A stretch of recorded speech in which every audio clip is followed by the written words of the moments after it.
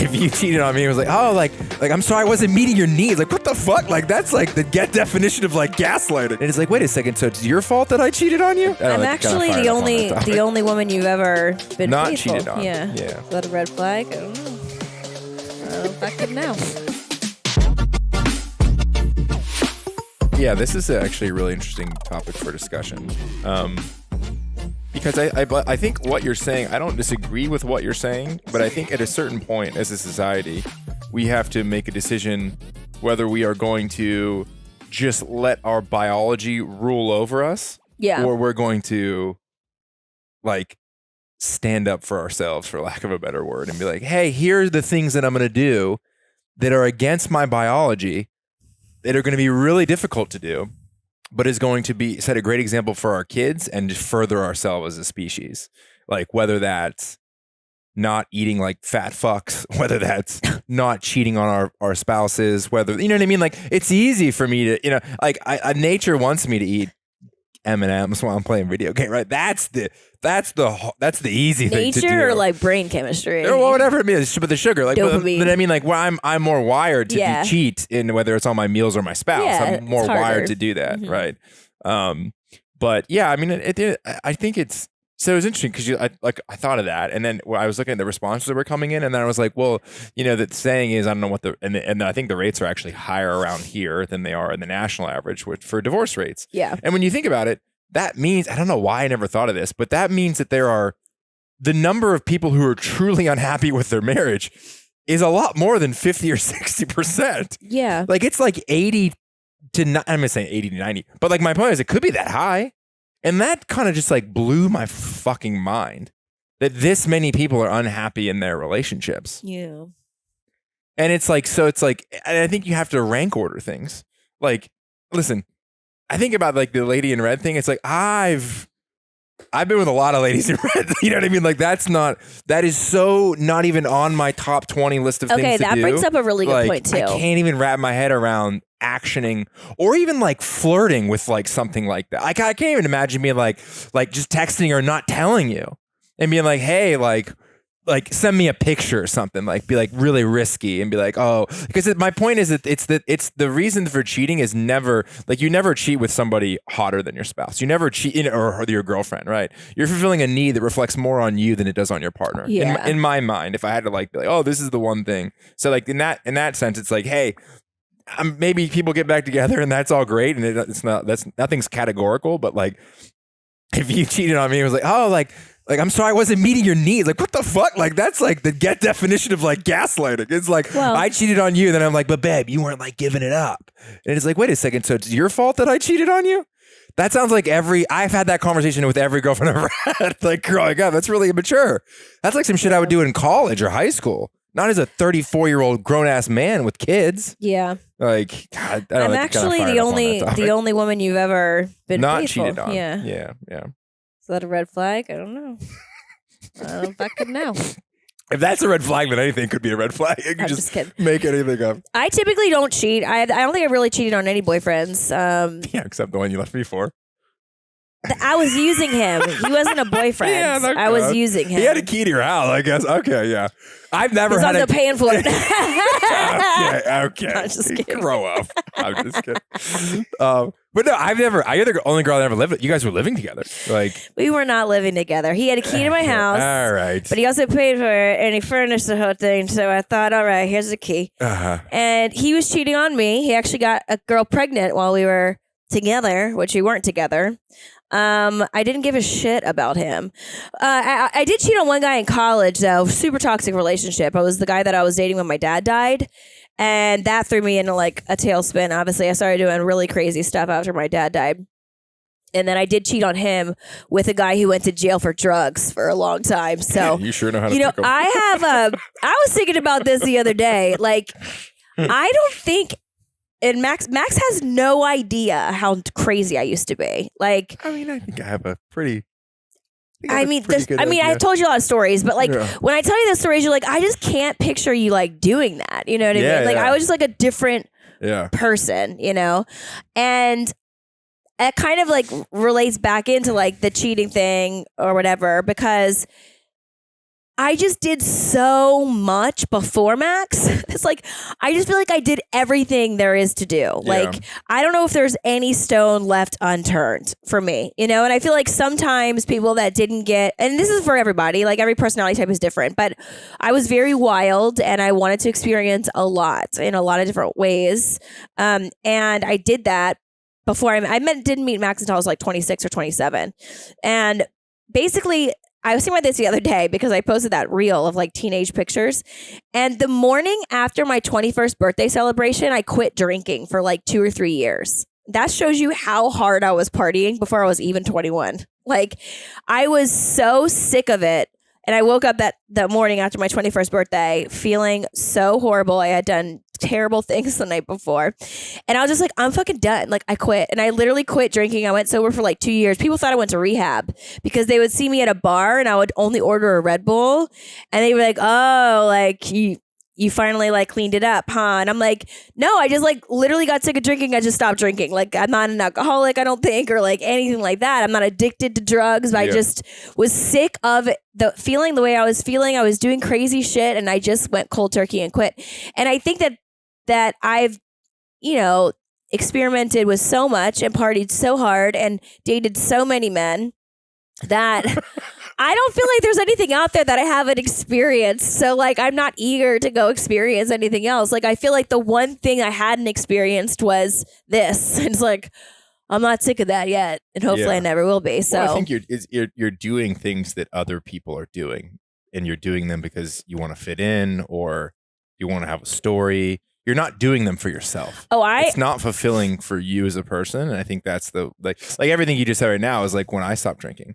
Is it not on my 21st birthday, but it was after watching a UFC fight and watching the kids the next morning. Yeah. It was 3 years ago in December. I'm like, I'm never doing this again. Yeah. I don't have an off button and there's no upside. Yeah. There's asymmetrical downside to drinking right now. Like, I'm not going to have a better time. And the only risk is I do too much and I'm hungover the next day. Yeah. Or worse, you cheat. You know what I mean? There's nothing good that's going to happen. Yeah. For me, I was running away from a lot of things that happened when I was younger. Like, I feel like I could write a book and people wouldn't even believe the shit stories that I have. Like, I'm so surprised I made it out alive. Like, honestly, looking back on it. But for me, when I woke up that morning after my 21st birthday, I was just so sick of dealing with my problems and my childhood trauma or my dad's death by hurting my own body, that like I was like, I'm going to find another way to deal with this. And that's really when I got into fitness, and that's a whole different story. Changed my life, and obviously, and here we are. Changed my career. But yeah, that was like the final straw. And I had been doing some stuff before that, that was like dabbling in fitness and like trying to heal in different ways. And I just like kept kind of like relapsing over into toxic behavior, destructive behaviors. And that was the final straw. I woke up and I was like, I'm not running away from the problems anymore by doing drugs and drinking. Like, I'm going to do it a different way. Mm-hmm. But powerful stuff. Yeah, but the hardest thing you've been through as a couple, and then what's the hardest thing you've been through as an individual? What's the hardest thing you've been through as an individual? I got nothing. Really? Yeah. I feel like there's some things like you got like a deadly virus. You almost died in a hospital. Oh yeah, that was yeah. I don't know. Yeah, I got really sick when I was going to be a senior in high school, and like slipped into a little bit of a coma. And couldn't figure out what was wrong with me. But yeah, I mean, that's, it's kind of more scary than anything. Hard things? I don't know what's hard. I don't know. Like, life is hard. I mean, I don't know. Just like life in general is really tough. Like, I can't, there's not one thing. Like, I don't know, training camp for football was really hard. Yeah, I mean, that's what I think it's hard. I'm like, that was something like, I don't know. I just don't think it's like hard anymore. Like, I feel like my list is like really long. It's like depressing. I don't even know if I would want to even say. I'll share some of it. I'm not really pulling my weight over here. I mean, it's so many things. Like, well, I was raised by a narcissistic mom who was never emotionally available. My dad was an alcoholic, drug addict, bipolar, in and out of my life. Committed suicide when I was 20. wrote him a letter that week and said, please don't hurt yourself. We love you so much. We want to help you. I'll do anything basically to like save you. When I got to his house after he died, he had opened the letter and it was sitting on his nightstand, and he still went in the garage and killed himself. So that was tough. So many things I can't even say on here. I don't think I'm ready to like share some of the, some of the things I did. Little, not the best. Those are probably the heavy hitters, I think, for the most part. Heavy hitters. A little depressing. Thoughts on a prenup agreement? See, I'm gonna say I think a prenup is a great idea.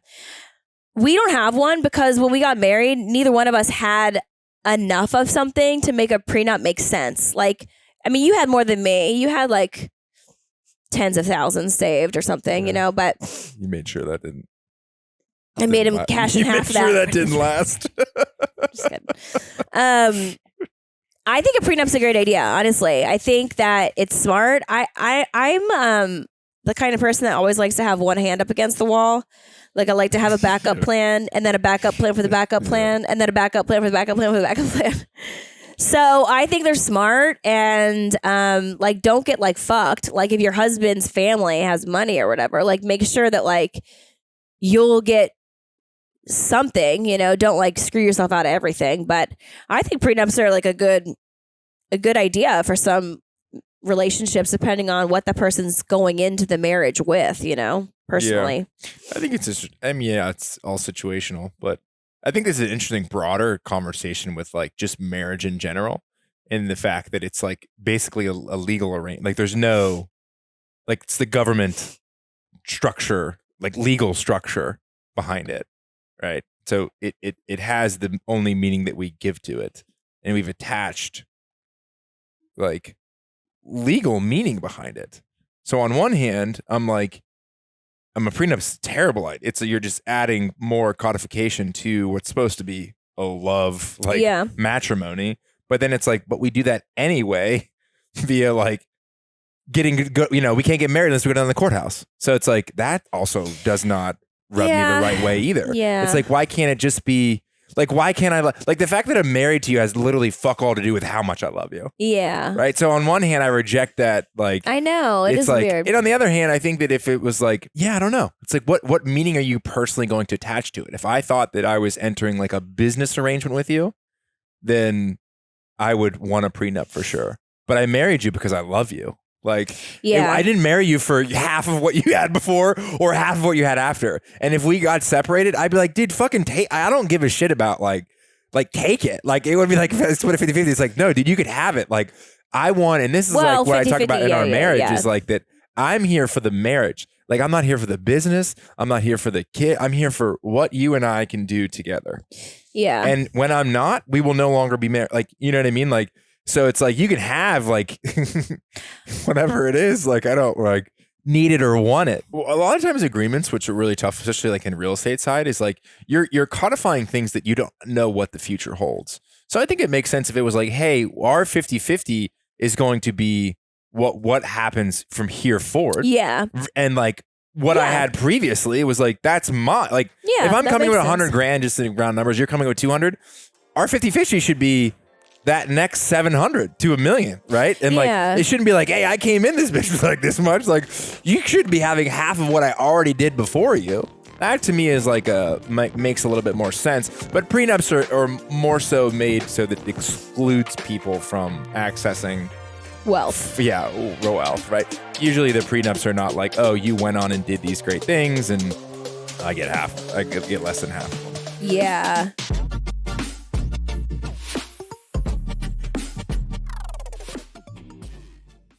What are your biggest fights about? You guys seem amazing together. Thank you. Well, we are. Thank you for noticing.